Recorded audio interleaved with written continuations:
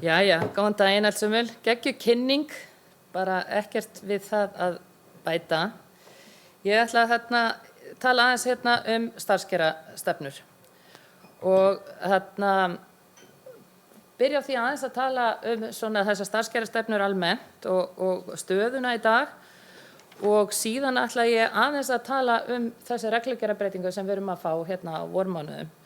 Og ég ætla, þegar maður veit að svona menn eins og Harald og Tómas eru undan manni að fjalla lögfræðihliðina, þá veit maður hefur engu við það að bæta. Þannig ég ætla bara svona rýna aðeins í þetta út frá sjónarhóli stjórnarmanna og setja kannski svona praktísku gleraugun á aðeins og reyna aðeins að skilja hvernig mun þetta hafa raunverulega áhrif á okkar starf inn í starfskjaranefndum og bara inn í samspili hluthafa og stjórnenda og svo framvegis. Og ólíkt kannski Harald þá ætla ég að setja risa fyrirvara á málin. Ég er að tala algjörlega í bara út frá mínu hjarta, frá minni reynslu sem stjórnarmanni og stjórnanda. Þannig í guðunarbænum ef ég segi einhverju vitleysu, ekki klína þessu á þau fyrirtæki sem ég starfa hjá og þau hafa ekkert með þetta að gera. Og ef við förum aðeins yfir það, þetta kannski skiptir máli, kannski hvaðan ég kem í mínu máli er að eins og kom fram, þá er ég í 2 skráðum fyrirtækjum, það er Skagi og Nova og formaður starfskjaranefndar í báðum tilfellum. Ég líka stjórnarformaður Veitna sem er óhagafélag í eigu hitaveitunar eins og flestir vita og þetta er mjög skemmtilegt félag að þýldunni, þetta hefur allt annað félagaform og þar að leiti aðra starfshætti.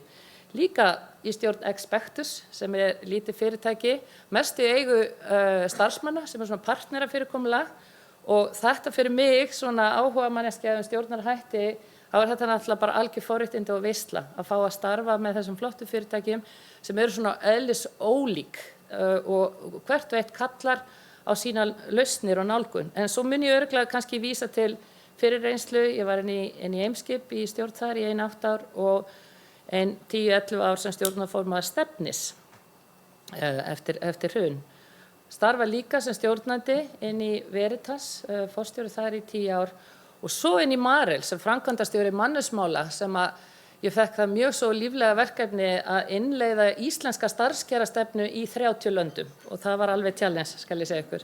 En á hverju er ég að telja þetta upp? Jú, út af því að hafi ég eitthvað lært á þessari reynslu, það er það að hvað varðar starfskjarastefnur að bara því miður það er ekki til nein uppskrift, það er ekki til ein leið til að búa til góða starfskjarastefnu sem að virkilega virkar.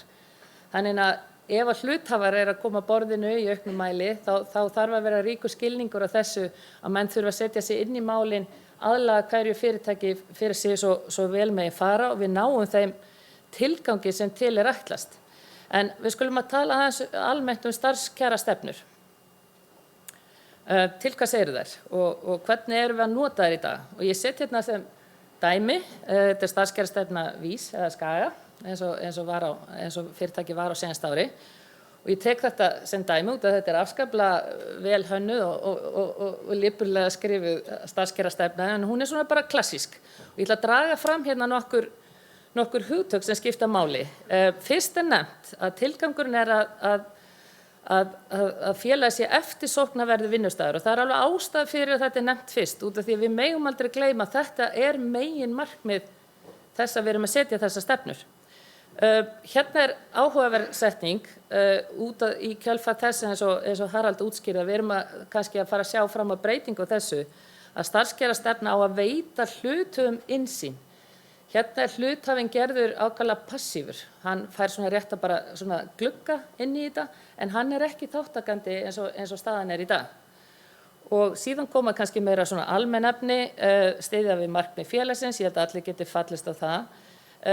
Hvetur ekki til óeðlilegrar áhættutöku, samræmi skildum félagsins. Hérna er svona kannski típist eins og maður sér í skráðu fjármálafyrirtæki að svona ákveðin disclaimer að út af því að það náttúrulega ríkja önnur lög rekstur þessara fyrirtækja sem að takmarka aðeins starfskjör og þá er náttúrulega mikilvægt að samsvara þeim. Og svo þessi langtíma hagsmunir sem ég held að ég líka vissum að allir geti kvittað upp á. Þannig þetta kannski þau hugtök sem að sko við erum að nota í dag og hvað varðar þessar breytingar, þá eru kannski þessi hugtök áfram. Það ekkert rosalega nýtt í því. En hvernig svona okkur í dag að takast til?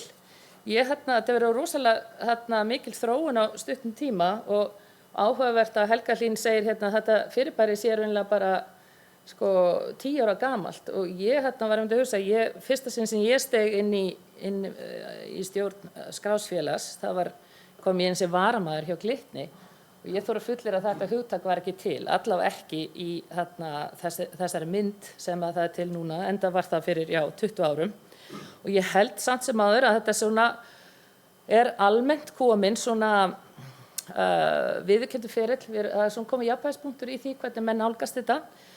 Kannski þeir hnökrar sem að ég sé í dag, það alltaf einhver togstreita sem myndast þegar fagfjárfestar og einkafjárfestar koma saman og það kannski bara eðlilegt. Þeir eru eðlis ólíkir í svona almennt, þannig að kannski verðum við alltaf með svona mismunandi áherslur og það líka allt í lagi að takast aðeins á hvað varðar mál eins og starfskjaramál. Einn punktur sem ég vil nefna var þetta starfskjarastefnur og það það að sko stjórnarhættir eitthvað sem við ættum að vera að laga allt árið og ég held að flesta stjórnir geti kvittað upp á það. Það mjög erfitt að fá frá eigendum bréf 3 dögum fyrir aðalfund. Að þetta svo mikilvæg málaflokkur að það hægt að nota allt árið í að koma á framfæri sjónarmiðum, sé eitthvað sem betur má fara og oftast því nú bara vel tekið. En ég held að við ættum að reyna kannski að vinna öðruvísi og ekki sér í lagi eins og núna þegar þetta fyrir að breytast þegar hluthafarnir koma betur að þessum málum. Og svo kannski þarna sem að ég get ekki sko tala nógu mikið að það starfsmannastefnan sniðin að þörfum fyrirtækisins en má ekki verða samsuða samkomulags hluthafa. Það eru þarfir fyrirtækisins sem eiga að stýra í þessu. Og þetta verður alveg ennþá meira mikilvægt þegar við tökum næstu skref. Og ég rýndi nú inn í þessa reglugerðarbreytingu og þetta nú ekki einfaldur lestur og ekki sérlega skemmtilegur heldur sko. En ansi flókið og auðvitað þetta náttúrulega sett fyrir rosalega mörg lönd innan Evrópusambandsins sem eru eðlis ólík og þannig að ramminn svolítið víður og sumt af þessu finnst manni bara ekkert eiga við en annað alveg klárlega á við. En rauði þráðurinn náttúrulega að það eru auknar skyldur klárlega sett á skráð fyrirtæki, ekki síður fjárfesta og það má eiginlega segja að Harald kom svona vel á orði áðan og það má eiginlega segja að Brussel búið að kalla hluthafana mun nær stjórnarborðinu heldur en áður. En svona þegar ég fór að setja praktísku gleruna á og rýna þessu ofan í þetta og hvað þýðir þetta og hvernig getum við reynt að haga málum til að vel fari og láta þessa reglugerðarbreytingu fari í gegn okkur öllum til hagsbóta. Á hvað sviðum við það? Það svona þessi 5 svið sem ég svona eiginlega náði að setja saman, grúppa saman. Það innleiðing sjálfbærni mælikvarða, aukið gagnsæi og ábyrgð, aukið samræmi við vilja og væntingar hluthafa. Það eru breytingar hvað varðar stjórnarhætti, langtímasjónarmið og áhættustýringu og svo auknar kröfur upplýsingagjöf. Og nú skulum við kafa aðeins ofan í hvellið. Innleiðing sjálfbærni mælikvarða. Hvernig leysum við það? Ég held að þetta sé bara ofureinfalt mál. Þetta sko öll fyrirtæki í dag eru búin að marka sér stefnu í sjálfbærni málum og eru búin að velja sér mikilvægastu mælikvarðana og þetta kannski ekki flókið, þetta nýafstaðið bæðinni í Nóa og Skaga, þar sem að bara horta á hvaða sem skiptir máli og þú tekur þessa mælikvarða og þú setur þeir einfaldlega inn í kaupaukakerfið, sé það fyrir hendi og það væri náttúrulega bara einfaldasta málin svona allavega til að byrja með. Þannig að þetta líka oft markmið sem auðvelt að setja töluleg markmið á, þannig að þau eru bara ágætlega vel til þess fallin og í eðli sínu líka langtíma markmið. Þannig að þú svona kannski svimleita að slá 2 flugur í einu höggi. Þannig ég hef ekki áhyggjur af þessu og þetta ekki mikil breyting. Ég hef aðeins meira áhyggjur af þessu varðandi gagnsæi og ábyrgð og eins og við komum inn á, nú opnað á það að birta upplýsingar niður á einstaklinga og líka það gerð rosalega stíf krafa það að stjórn útskýri hvernig til dæmis hún setur upp kerfi varðandi breytileg starfskjör og síðan útskýri það í skýrslu þegar árið er liðið. Og ég fæ bara ekki séð að öðruvísi að við getum átt einhverja vitræna umræðu ef að hluthafar eiga að koma að borðinu um umræðu, að við þurfum bara hreinlega að fara að birta þessa mælikvarða. Og ekki bara birta mælikvarðan, heldur við líka birtum hvernig við komumst að niðurstöðum að árangurinn sé þegar árið er búið.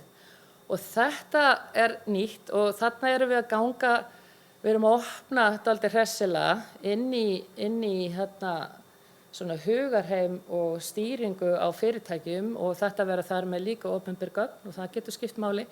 Þannig ég held að þetta eitthvað sem við þurfum þessi hópur að taka djúpa umræðu út að þetta getur verið mjög viðkvæmt og mjög flókið. Það líka ákvæði sem er krafa að það sé horft til lengra tímabils en rekstrarársins og hvað þýðir það? Það að þú þarft að gera greiningu á því að hafi verið kaupauka-greiðslur á fyrri árum og auðvitað halda menn að það sé ekki greitt nema að hafa verið góður árangur en það getur náttúrulega gerst að hlutirnir breytist þegar árin líða og þú þarft að leggja ákveðið mat á það, sem sagt hvort að fyrri greiðslur hafi raunverulega verið vegna árangurs. Og þetta getur orðið flókið og svo eins náttúrulega kemur viðurlaga ákvæði sem er einhvern veginn þannig að viðurlög skuli hafa nægileg varnaðaráhrif og verið réttu hlutfalli við brotið. En þetta er eitthvað líka sem við þurfum að hugsa og það þarf að fara fram umræðum hvernig hægt er að útfæra þetta. Nú, samræmingu við vilja og væntingar hluthafa, hvernig gerum við það? Nú, það er búið að koma inn á það að það náttúrulega ekki hægt að vinna samkvæmt væntingum og vilja hluthafa nema þú vitir nákvæmlega hver er viljinn og hverjar eru væntingarnar. Þannig að þá kemur þessi hluthafastefna eða þátttökustefna. Við þurfum líka held ég að koma okkur saman hvað orð við ætlum að nota hlutina og en það er algjörlega augljóst að hluthafi mun gegna veigameira hlutverki í leiða fyrirtæki og þetta að vera hlutlaus fjárfestir, þetta held ég bara erfitt eða ekki hægt lengur og þeir munu koma allavega hvað varðar þetta, starfskjaramálin, betur að málum. Þá fór ég að velta fyrir mér, ef að þetta er málið, hvernig tökum við samtalið? Á hvaða plattformi gerum við það? Er það aðalfundur? Er það fundir með stjórnanda eða stjórnendum eða hvernig gerum við þetta? Og Þröstur sýndi okkur áðan, hvernig þessi samskipti eru í dag og hver af þeim samskiptum raunverulega að bera árangur. Og ég velti fyrir mér, þetta klárlega verið til þess út af því að þú getur verið með þá stöðu og þú ert með 1, 2, 3 hluthafa sem eru með mismunandi skoðun og þeir kannski vilja leggja fram tillögu þess efnis. Þannig að ég á nú vonaði að hluthafa aðalfundir verði mun líflegri og við munum kannski sjá fleiri tillögur til að kjósa sem kannski bara allt í lagi. Svo kannski bjóðum við bara oftar til hluthafafundar út af því að þetta orðið fleiri málefni sem þarf að taka afstöðu til. Og ég vil líka kasta því fram að kannski ástæða til að skoða fjárfestafundina eftir í kjölfar uppgjöra sem ég held að við sem öll sammála að afskaplega daufir og leiðilegir, bara svo maður segir bara hlutin eins og þeir eru. Og kannski bara væri ástæða til að taka eftir kannski hálfsársuppgjör einhvers konar umræðufund sem þá náttúrulega ekki bindandi, ekki ákvarðanatöku bær, en að hluthafar taki þetta samtal og þetta verður að vera hópsamtal. Ef að það þarf að tala við kannski fullt af hluthöfum sem hver hafa sína skoðun, þeir tala ekki innbyrðis, þá verður þetta aðeins snúið.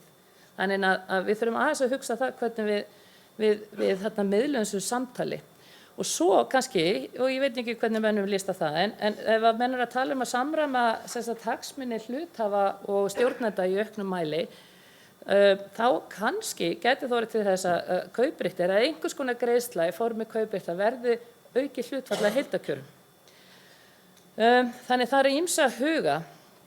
Nú hvað varðar stjórnarhætti, langtímasjónarmið og áhættustýring, áhersla á tengingu við langtímamælikvarða, ég held að það verður ekki kannski vandamál, kosið starfsmannastefnu og líka starfskjara skýrslu.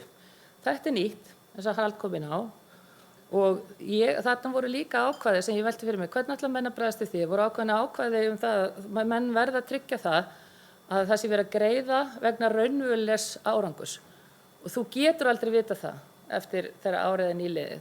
Þannig ég á alveg kannski vona því að umræðan fari í þann farveg að við förum að tala í auknum mæli frestun kaupauka eða jafnvel endurgreiðslu ef að seinni tíma upplýsingar sýni ekki raunverulegan árangur. Það ekki skylda, en ég held að umræðan kannski fari þangað og svo kannski sjá ákvæðum afnáma hluta kaupauka ef hlýtnivandamál komu upp. Þetta þekkjum við úr rekstri fjármálafyrirtækja. Þetta kannski ekki nýtt. En ég reikna með að þetta komi kannski inn í umræðina hjá öðrum skráðum fyrirtækjum. Nú auknar kröfur upplýsingagjöf, það þessi starfskjaraskýrsla eða launaskýrsla sem verður skylda og mér sýnist öllu að þetta verður mjög viðamikið skjal. Út af því að þetta ekki bara töluleg gögn, þetta ekki bara tölfræði, heldur það alls konar krafa röksemdafærslu og sýna fram á hvernig þú kemst á ákveðinni niðurstöðu og svo framvegis og svo þessi krafa að upplýsa frávik. Þannig ef maður dregur þetta nú saman og þá ljóst að það miklar breytingar á gerð starfskjarastefna yfir árin en í dag erum við í þægilegum jafnvægispunkti. Þetta nýtt skref.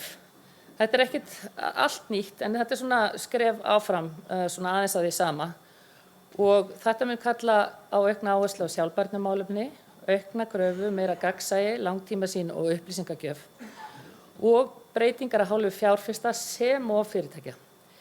Og ég held að þetta verði svolítið átak fyrir flest skráð fyrirtæki hvað varðar starfskjarastefnur en kannski aðeins minna fyrir skráð fjármálafyrirtæki. Ef ég ber saman Nóa og Skaga, þetta stigsmunur en ekki eðlismunur fyrir Skaga en fyrir Nóa væri þetta töluvert mikið í umfangi. En í þessu öllu saman, reglugerðarfargani, þá megum við ekki gleyma megin tilgangi starfskjarastefna. Og ég ætla að segja ykkur aðeins í lokin, svo við endum nú á sama stað að við byrjum. Eina lauflétta starfskjarastefnusögu sem gerðist í Makedóníu árið held ég 2005. Og þar var ég á þeim tíma, ég var framkvæmdastjóri Lifi heilsu og Milestone var eigandi þess og Milestone var búin að fjárfesta mikið í apótekum og lyfjaheildsölum í Austur-Evrópu og þar á meðal í Makedóníu. Og ég var þar sem fulltrúi hluthafa og var í stjórn þar og var að skoða ársreikninginn og reyna að rýna og eins og alltaf maður að reyna að skoða hvort það væri ekki hægt eitthvað að spara einhvers staðar með niðurskurðarhnífinn á lofti. Og þá allt í einu undir starfsmannakostnaði þá sé ég lið sem mér fannst mjög einkennilegur og þýðingin gaf til kynna væri einhver alveg aragrúi að innkaupum á húsgögnum. Og svo voru nokkur 2-3 starfsskildi smiða. En ég botnaði ekkert í þessu og baði skýringar á þessu. Og það var uppi svolítið fótur og fit, greinilega, augljóslega. Ég hef greinilega komið inn á einhvern pínu viðkvæma punkt. Þá kemur ljós að fyrirtækið sem var töluvert stórt. Ég myndi segja þetta eins og þau myndi setja saman Lyfju og Æsfarma í eitt fyrirtæki. Það fyrirtæki sem myndi vera sæmilega stórt og íslenska mælikvarða. Þau lentu því að það var mikil slagsmál að fá ungt fólk til starfa, sérstaklega fólk með háskólagráðu, lyfjafræðinga og svo framvegis. Þau fengu þetta snjallræði, staðan fyrir að taka þátt í einhverju kapphlaupi hærri laun, að koma til móts við þetta unga fólk, að það skuldbinding af hálfu félagsins, að alltaf þegar einhver starfsmaður gifti sig, þá gaf fyrirtækið viðkomandi starfsmanni alveg komplett sett af húsgögnum í svefnherbergið. Og ég ekki að ljúga þessu, það var nákvæmlega svoleiðis og þess vegna voru þessi smiðir og þessi ógnarkaup á húsgögnum. Og ég bara hélt fyrst að fólk var að grínast, en nei, þeim var alveg bara hjartasalvara og það sem meira var, þetta alveg svínvirkaði. Og það brosti allir hringinn og þetta var bara geggjað og allt í einu var ekkert mál að ráða þetta unga fólk og greinilega mikill rómans í gangi og þetta voru verulega fjárhæðir. En þessi sæta saga, það ekki það, ég ekki fara að leggja til þetta svefnherbergis húsgagnatrix, ég ekki held að það sé ekki málið, en ég vil bara minna á það að það jafnvel þó hluthófnum finnist að heiburinn sé og eigi að vera einhvern veginn, þá það kannski the end of the day, ekki það sem skiptir máli og við eigum að vera nægilega víðsýn og sveigjanleg og vera með í toolboxinu nógu mikið af verkfærum til að búa til góða starfskjarastefnu fyrir viðkomandi fyrirtæki út af þetta snýst það in the end of the day að hvetja gott fólk og góða stjórnendur til góðra verka. Takk fyrir mig.